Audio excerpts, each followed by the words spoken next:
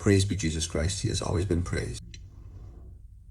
I speak to you today with a heart full of pain and also of holy anger. I speak to you today about a deception trap that is being played out in some hospitals and in some of our homes under the reassuring name of palliative care. Desperate families call me, and they all tell me the same terrifying story. The palliative care workers arrive and say, Mom is suffering. She can no longer swallow. We will put her in a deep sea so that she can no longer feel anything, and we will let her go in peace. And from that moment on, they withhold food and water. We must call things by their proper name. This is not a cure. This is not accompaniment.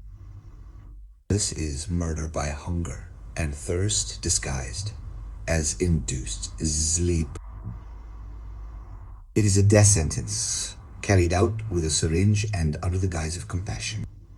Today, I want to expose this criminal lie and give you the weapons of theological and scientific truth to defend your loved ones. First of all, let's look at the trap of the double move. The deception is diabolical in its simplicity and is based on two moves presented as acts of kindness. The first is deep sedation. They tell you that it serves to remove the pain. In reality, its primary purpose is to remove consciousness.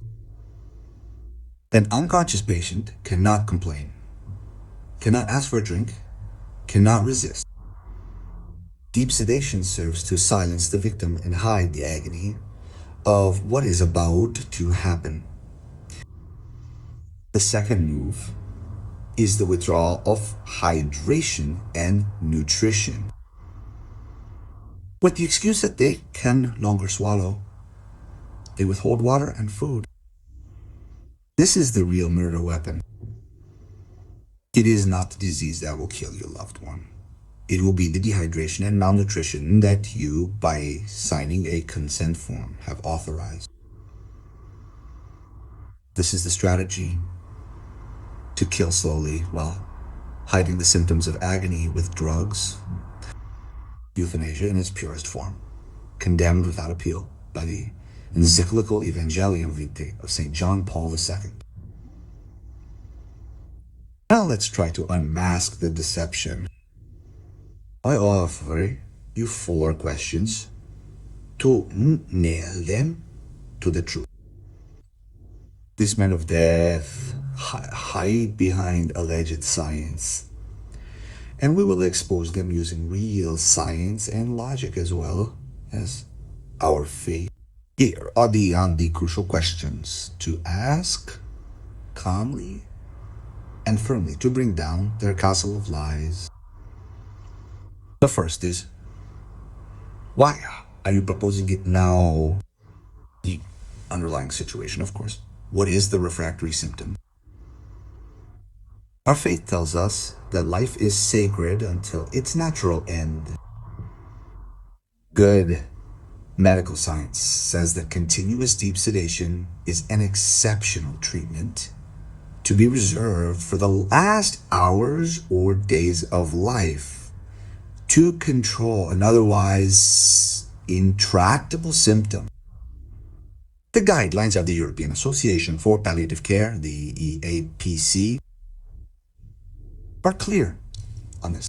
If it is proposed weeks before to a patient who is not dying, they are not treating a symptom, they are choosing death. This is not palliation, but an early exit from life. The second question to ask is, has my father received the sacrament? Will he still be able to communicate? Faith tells us that depriving a soul of the possibility of preparing for death is of unheard of gravity. Psychology and medical ethics state that even minimal consciousness is fundamental to human dignity until the end. It is the space for relationships, farewells, and reconciliation. Numerous studies on consciousness at the end of life show the importance for patients to be able to interact even non-verbally with their loved ones. Taking away consciousness prematurely and irreversibly is not only a spiritual act of violence, but also a profoundly human one. They are stealing the soul of your loved ones. Third question, the most important one. Will you continue to feed and hydrate him after you have deeply sedated him? This is where everything depends. Answering no is them confessing the murder. Your task is to entirely dismantle the lie they are perpetuating. He can no longer swallow, so we can no longer feed and date him. This is an abysmal lie. Scientific truth tells us that modern medicine has safe and highly effective routine methods for feeding and attracting anyone. Refusing to use them is a deliberate decision to kill a person. There are at least 3 standard methods: the nasal cannula, intravenous parenteral nutrition, and subcutaneous hypodermolysis. Not using them is not a medical act, it is a failure to provide assistance with the intent to kill. Without water, the patient will not die peacefully from his illness, as they tell you, but will die of acute renal failure in 10-14 days. Sedation does not eliminate this agony, but only hides its manifestations. So look the doctor in the eye and ask, "Doctor, can you guarantee me that you will write on the death certificate that the cause of death was acute renal failure induced by dehydration that you deliberately caused?" Question mark. He will be exposed. He will never sign it. Fourth question. This is standard procedure for everyone. It tells us that every person is unique and unrepeatable. Good medical practice rejects standardized protocols. If deep sedation is proposed as a routine, as we always do, you are faced with a very dangerous cultural drift. That slippery slope that bioethicists talk about, it is no longer a clinical choice. It is a health policy that chooses death. Therefore, it is no longer enough to be present and pray. We must become sentinels, advocates, and warriors for our loved ones. Therefore, never agree to a double move. Never sign a consent form that links sedation to the suspension of hydration and nutrition. Never. Second, you must demand hydration and nutrition. And if they tell you that it is not possible because the patient cannot swallow, you say, well, then we will immediately apply a tape, a nasogastric tube, or a parenteral phlebotomy, or at least a hypodermolysis for hydration. Which of these routine procedures do you intend to use now, doctor? And so we will see. Then call the priest right away, immediately, so that he can give you the final verdict. Ask for a second opinion, it is your right to do so. And then use the DAT. Write your advanced directives concerning treatment. When you are clear-headed, put it in writing that you refuse any form of heteronasia, including the suspension of hydration and nutrition, and that you demand spiritual assistance. I wanted to tell you this because, honestly, I receive phone calls that are terrible, because people trust them, because not everyone has in medicine, not everyone has the possibility to go and verify these things. Then while there is a person there who is so sick, but maybe the mother, the father, or the child, thus, I'm really incredibly sorry, because these are situations of terrible, dreadful pain and of terrible injustice, because a person must know what they're signing and shouldn't be deceived. So now I have tried to tell you how things are. Don't trust me. Check everything I have told you, and you will see that I have not lied to you. In the name of the Father, and of the Son, and of the Holy Spirit. I remember you and embrace you. Praise be to Jesus Christ, always praise be to Him. I read this message with great emotion from the lady, I think it was MG, who put my last sentence on a sweet death under my belt. You can find this message and many others there. Father, forgive me. I fell for it. Here is a lady in full force, and I allowed all this to happen to my mother. I only understood later what I had done. I will never forgive myself. Mom, forgive me. God, forgive me. Dear lady, it is not your fault. Believe me, it is not your fault. You did it trustingly. If you see the other comments, some of these totally disrespectful comments that confuse the cards on the table. The problem here is not euthanasia. Well, because I'm quite clear when I speak. And I spoke about palliative care. I said that it doesn't happen everywhere, thank God, but it does happen. And it has nothing to do with euthanasia, as some of you have tried to shift the discussion. No, to touch compassion, right? False compassion. Poor thing, he is suffering, and so in those conditions he should only speak. What do you know about what I have experienced? After all, someone who's experienced suffering should speak. But what do you know about my life? Nothing. Do you know that if I have experienced this suffering? No. Neither yes nor no. So the fact that I am here today does not mean that I have not gone through it. You see, these are the keyboard warriors. The worst of the worst possible. In short, the nasogastric tube is not life. Yes, it is life. They put it in me. I have the photos. I won't show them to you here because it's not the case, but I have the photos. They put the tube in my nasogastric tube. So what? And so I'm alive. You decide it's not life. You make the decision to say it's not life. In any case, that wasn't the topic of the reel. Okay. The topic of the reel was palliative care. And as you can see in the comments, in many comments, there are people like this lady who are now feeling remorseful. Not for euthanasia. That's not the issue. But for having accepted the proposal of these palliative care quotes, which in reality have not been an accompaniment in the patient's pain and therefore means helping them not to suffer, leaving them with their conscience and leaving them the sacrosanct right of every human being to be nourished and hydrated until the last moment of their life. This is a sacrosanct right of every human being, okay?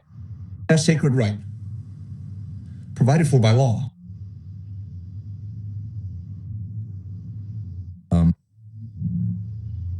The problem here is that some have been told that there is no need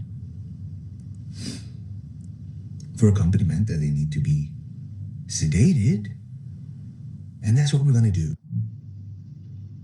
We're gonna go from partial to total sedation.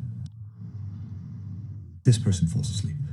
We'll disconnect all the wires, all the tubes, and they'll die gently. My dears, there's nothing sweet about this death. The silence, the fact that you don't see someone complaining or crying out from hunger or thirst doesn't indicate a peaceful death. Rather, it points to an act of utterly insane cruelty. But try going 3 days without drinking. Just try it. Those who write these things, the defenders of compassion for the sick, do-it-yourselves, go 3 days without eating, without drinking. Go a week without drinking. No. Then let's see what color your pee is when you go to the bathroom. Then let's see how you'll be gently accompanied while your kidneys collapse and with them all the rest of your organs. A very sweet experience. Very sweet to die like this, of hunger and thirst. Fantastic. But who wouldn't want to die of hunger and thirst? Do you know anyone who doesn't want to die of hunger and thirst? Why don't you start by being conscious and showing us this beautiful experience? We want to see you conscious. While you are conscious that you are dying of hunger and thirst. And we want to see you smiling and joyful. I wonder how anyone can be so stupid. Really stupid? Because stupid is a compliment, because the right word would be another. Why should someone be dishonest? What's sweet about that? What's human? What's empathetic about letting a person die of hunger and thirst by sedating them? Tell me, tell me. I've never seen anyone who is sweet when they are thirsty, who is sweet in their deprivation. Have you seen someone who is sweet when they are hungry and you don't give them anything to eat? Oh, yeah. It seems to me the opposite, that people kill themselves out of hunger. You know, they kill others out of hunger. They eat each other out of hunger. But have you ever heard of these things? Where do you live?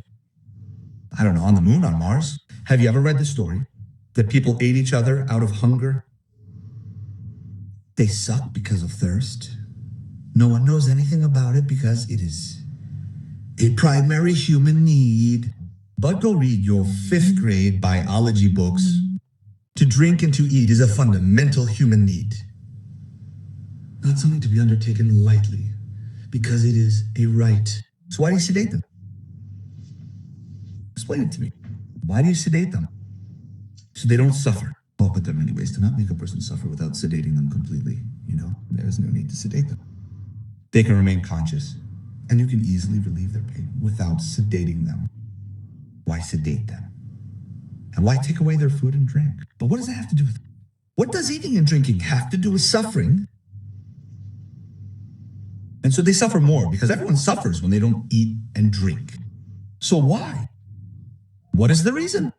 They have to die first. They have to die quickly. What is the reason? You know, explain it to me, right? Please clarify the rationale behind all the questions I've asked you. None. Or rather, yes, there is one. To make them die. That's the reason. Not to take away the suffering, because suffering can be taken away in many ways.